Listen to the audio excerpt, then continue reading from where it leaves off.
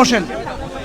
যদি আল্লাহর ইচ্ছায় জনগণের ভালোবাসায় বাংলাদেশ জামাতে ইসলামী থেকে সংসদ সদস্যরা নির্বাচিত হয়ে সরকার গঠন করেন, তাহলে কোনো এমপি, কোনো মন্ত্রী আগামীতে সরকার কিন্তু প্লট গ্রহণ করবে না।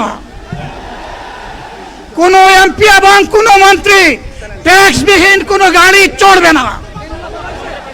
কোনো এমপি এবং কোনো মন্ত্রী তার নিজের হাতে কোনো টাকা চালাচালি করবে না। কোনো এমপি এবং কোনো মন্ত্রী যদি তার নির্দিষ্ট কোনো কাজের জন্য বরাদ্দ পেয়ে থাকেন, কাজ শেষ হওয়ার সাথে সাথে বাংলাদেশের 18 কোটি মানুষের কাছে তারা তার প্রতিবেদন তুলে ধরতে বাধ্য হবে। সম্মানিত বন্ধুগণ, চাঁদা আমরা নিব না, দুর্নীতি আমরা করব না। চাঁদা আমরা নিতে দেব না, দুর্নীতি আমরা সহ্য করব না।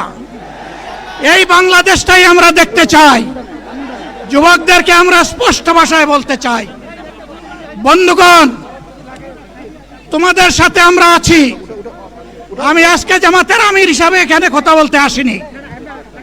আমি এসেছি বাংলাদেশের 18 কোটি মানুষের একজন হয়ে কথা বলতে। আমি শিশুদের বন্ধু, আমি যুবকদের ভাই,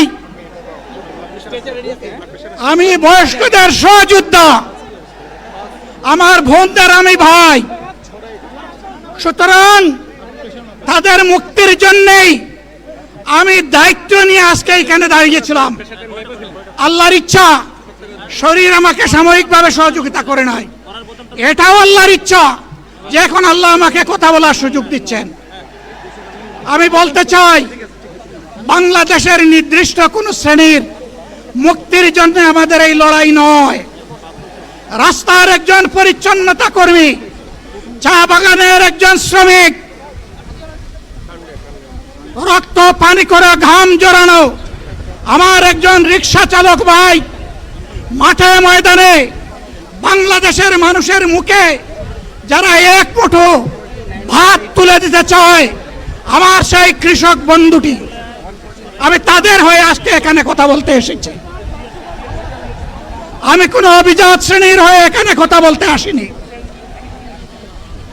আল্লাহ তাআলার অশেষ মেহেরবানি, আজীবন সকল রক্ত চক্ষুকে উপেক্ষা করেছি, জেল জুলুমের পরোয়া করি নাই।